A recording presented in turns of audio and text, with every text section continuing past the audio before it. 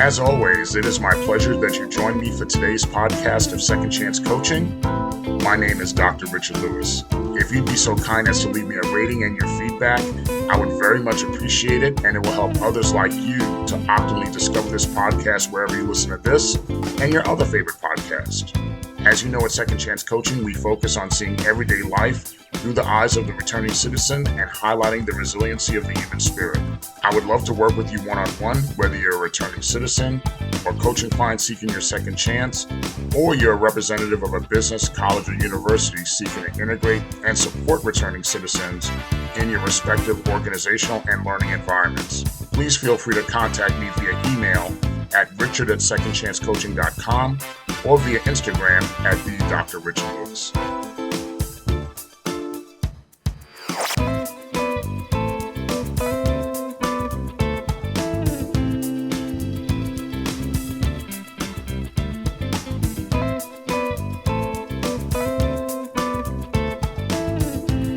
Welcome again to another edition of Second Chance Coaching. Hope all is well on your side of the world and the week has certainly been good to you. On this side of the world, all is pretty good.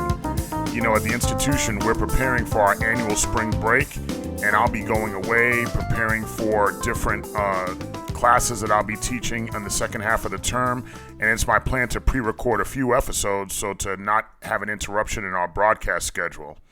You know, when it comes to planning is pretty much the aspect and the standard in higher education, as I would imagine it is in most industries. Once we're in the mode of one semester, once we're in the mode of one teaching mini semester, we're always already turning around and getting ready for the next season, for the next semester. And we do the same thing with the podcast. Once we're doing a season, we record the season, we're planning for the next season, see what it is that we want to do. But like I said, in many other industries, we're all doing the same thing. Right now, I'm in the midst of transitioning from one part-time job to another at the airport. I will say, you know, I love working at the airport, but certainly if you want to know how the human psyche works under pressure, uncomfortable situations, or hurried or rushed environments, just sit back at the airport and watch how things go and how impatient people could be. I will say this, if there's anything I've learned through working there and observation, is that as a society here in the United States of America, we're just not a patient people. You know, we're not patient with processes. We're not patient with rules. And most importantly, we're just not patient with one another. In the United States of America, I could tell you this and let you in on a secret. You could easily make money in this country if you offer someone a product or a service that is fast and readily available. When things are convenient and one's patience is not tested, then you'll make so much money you would think you were printing the money yourself. This is why Uber is so successful. And even a better example, this is why Amazon Prime is successful. I'm sure there are products right now you could order on Amazon Prime, and depending on where you live or the product you selected, it would probably be delivered to your home by the time this podcast episode has concluded. I like to think, for the most part, that I'm a patient person, but even me, I get to a place where my patience reaches the point of exhaustion. It especially happens to me when I'm driving.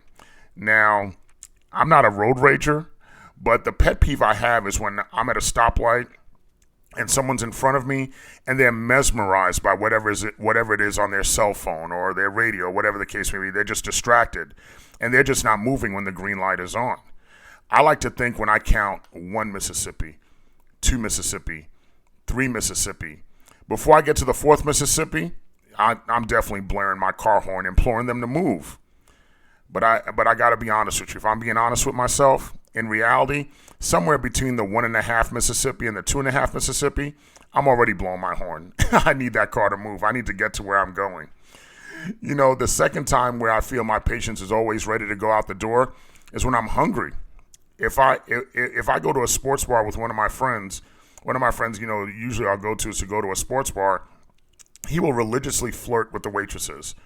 When I get there, well, when he gets there, he does that, but that's fine. I don't see nothing wrong with that. But only when it's in the way of getting in front of my food, I see something wrong with that. I went through that one time with him, and I went from being hungry to becoming hangry. And then it was like, oh, by the time I got the food, the stomach hurting, it's all the physiological stress and getting upset or getting impatient. So the next time we went to a different sports bar, before his Mac Daddy flirtation started kicking in, I interrupted the process immediately. And I requested the waitress to make sure she took our orders, put the orders in with the kitchen, and if she wanted to, she could come back and flirt with my friend all she wants. I did not care if the flirting was taking place, even while my stomach was growling, as long as I knew that my food was on the way. Another funny impatient story, or maybe not so funny what happened, but funny when I look back on it.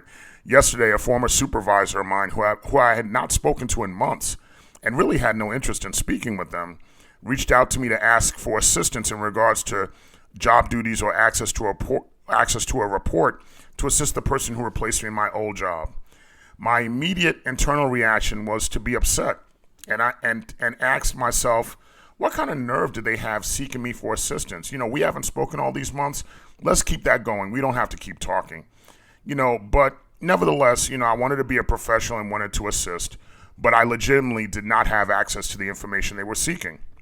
But then the individual shared with me that they had the information they were requesting from me. So it was a little strange. At that moment, I was tempted to blow up and say, then why are you on my phone? Why are you asking me for the information anyway? That's time in my life I cannot get back. But before I reacted, I took a deep breath. And after they said they had the information they were apparently asking for, I just said, perfect. You got it. And I wish them the best of luck. I definitely don't have patience for this individual at all, because in the past they've lied to me while I was employed by them. And certainly if someone wants to be sure for me not to have time for them whatsoever, or don't want to sit there and be associated with them, then lie to me. Violate your trust with me. And don't be a person of your word. Then I'm absolutely through with you if all that happens. In that respect, I could definitely say I have no patience at all. My patience was also tested in this scenario. This scenario brings me to the situation in which I've been trying to have hurricane impact windows installed in my condominium. Last year, and I literally mean last year, in February 2022, I placed the order with the broker who's a friend of mine. And after speaking with him about the windows and going through the order process and things of that nature, I was hesitant, not because of the value that impact windows would add to my place of living, but it is a hefty expense. Those of you who know who have installed impact windows. And when I was trying to get options about financing and things of that nature, he really wasn't giving me many options for financing. It was basically, have the cash ready in the intervals that they need to be ready, and what I needed to do for the general contractor. Now, this is where I hate the characteristics of salespeople who put pressure on you by putting a time frame on the situation at hand, a level of urgency to artificially move the sale along. And I certainly let my friend know that he was about that, and I wasn't feeling that at all. Nevertheless, what I learned about him is that when he gets into the sales mode, he's pretty tunnel vision in that respect. And, I respect it. I guess that's okay. That's just how he's built, and I just have to accept that. But I made sure I made my feelings be known. But eventually I made the deposit, and we signed the agreement, and I'm told that due to supply chain issues, etc., and things of that nature, it wouldn't be until May or June of 2022 when I would have the installation completed and the job would be done. Needless to say, May and June came and went. Hurricane season in the summer came and went. 2022 came and went, and there was no installation for my impact windows. I was told earlier this month that the windows would be installed by the end of the month, specifically next week, the last week of February. And at that point, I just reached my level of intolerance. And my communication with the broker completely degenerated to the level that we really had a true shouting match between the two of us, and even resulted in me hanging up the phone on him. And if anybody knows me, my pet peeve is I do not like having the phone hung up on me. So you could imagine how upset I was that I got to the point where I said I had nothing left to say. He wasn't being empathetic. He wasn't understanding my side of me having to put my investment and having skin in the game. I just hung up the phone. But after cooler heads prevailed, I reached out to try to salvage the deal to him and the general contractor. Now, there's still some hiccups taking place, and it looks like we're in a good place to get the deal done, and I'm faithful that the impact windows will be installed. but my patience had definitely been tested, and our friendship now is in a very fragile place. But I'll keep you updated on the impact window saga. Now, the last 2 stories I'll share with you is from working part-time at the airport. I've been working part-time at the airport since 2021. And I've worked for a major commercial airline, which I no longer work for, and currently I'm working for a major car rental retailer that I'll be transitioning from. When I was working at the airline, the biggest disputes we would always have with customers would be about bag fees, etc., things of that nature. So one day I had a customer who was flying to Louisville, Kentucky. And when I shared with her the cost of her carry-on bag, she went absolutely ballistic and said that was the last bit of money she had and she needed it for a cab upon her arrival to Louisville.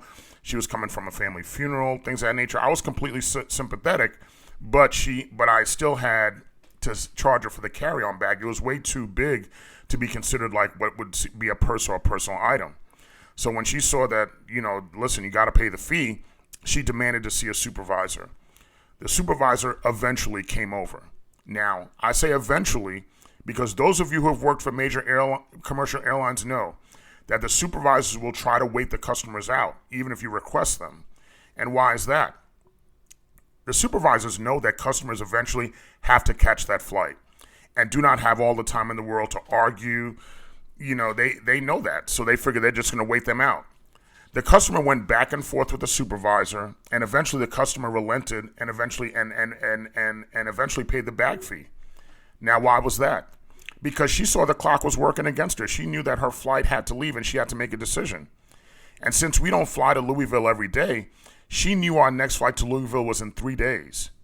So she pays the money, and even though she was, upset with me, I don't want to say upset with me, she was upset at the situation. I didn't take it personally. I volunteered to expedite her to the front of the line so she could get through the TSA, expeditiously. Now, unfortunately, for her bad luck, her bag was randomly selected for a hand inspection. And if anybody's going through the airport and you've been selected for a hand inspection, it takes some time because they practically empty out your bag and look through it from head to toe. So while she was going through that, I told her just to meet me at the gate. This is where her gate was.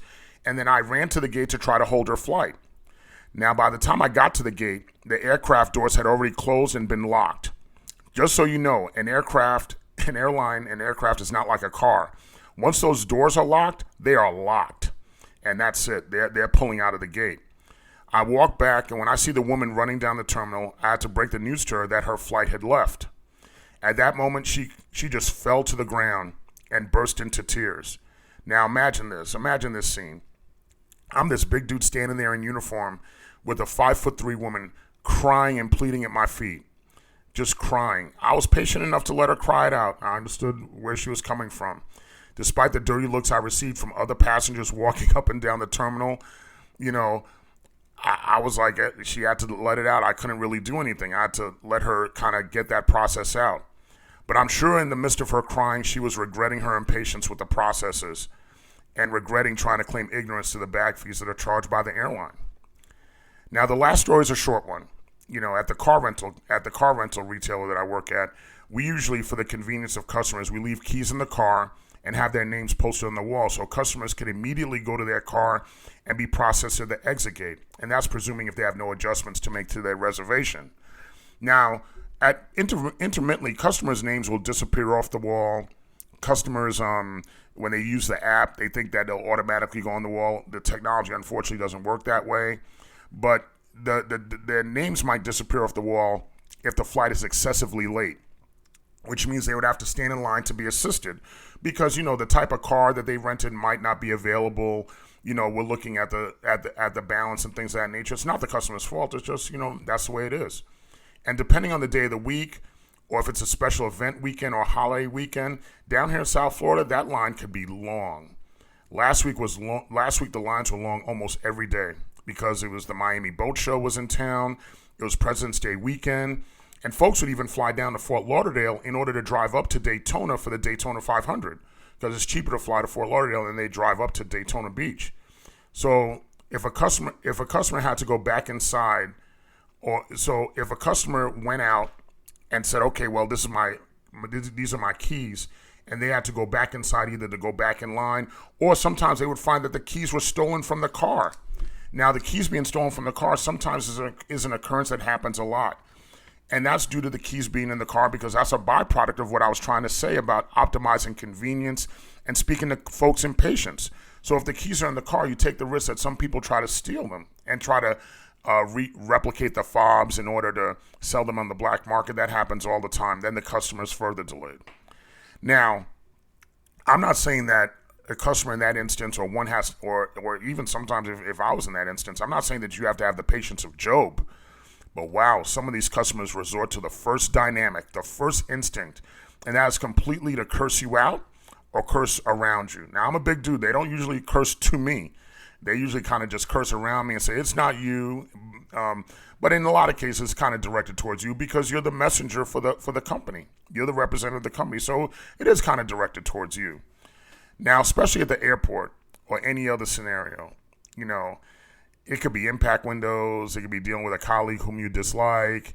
Really, if we let our patients get the best of us, ultimately, we don't get any closer to what we want. Even when I'm blaring a horn, it doesn't make them move faster. It may wake them up, but, it doesn't get me quicker to what I wanted to do. A lot of times, we just continue to stay stuck where we are. Now, we live in a world that promotes more impatience than patience. That's just the truth. However, being patient is important to get us to where we want to be in the reentry journey and really life overall. The Cleveland Clinic shares 7 tips on how we could practice our patience, and these tips are as follows.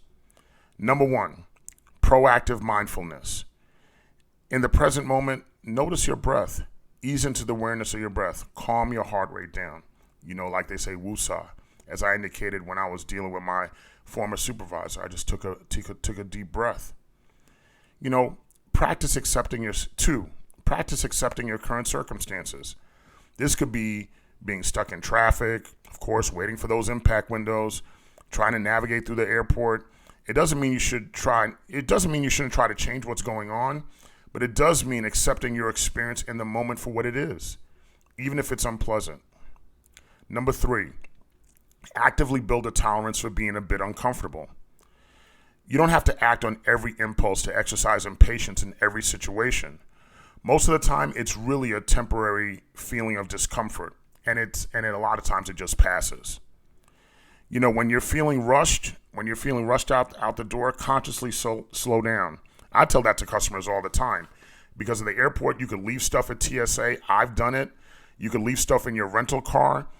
So when you're feeling rushed, constantly slow down and give yourself that more time. Number 5, be playful.